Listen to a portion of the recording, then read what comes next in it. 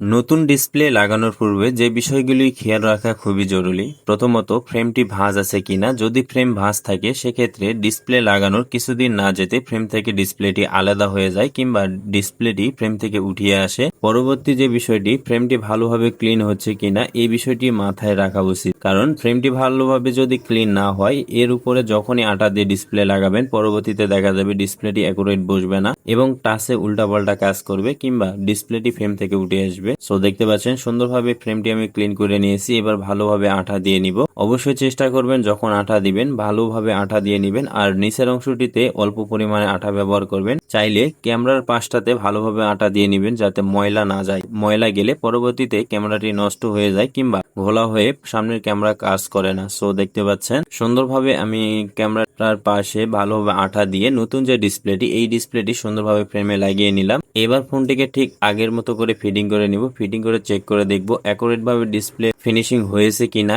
এবং অ্যাকুরেট ভাবে টাচে কাজ করে কিনা। এন্ড আপনারা দেখতে পাচ্ছেন সুন্দরভাবে আমি ফোনটিকে ফিটিং করে নিয়েছি এবং ফোনটি চালু করে চেক করে দেখব অ্যাকুরেট ভাবে টাচে কাজ করে কিনা। সো এখনো যারা নিয়মিত ভিডিওগুলি দেখেন বাট চ্যানেলটিকে সাবস্ক্রাইব করেনি অবশ্যই চ্যানেলটিকে সাবস্ক্রাইব করে ফেসবুক পেজটিকে ফলো দিয়ে রাখবেন। ধন্যবাদ।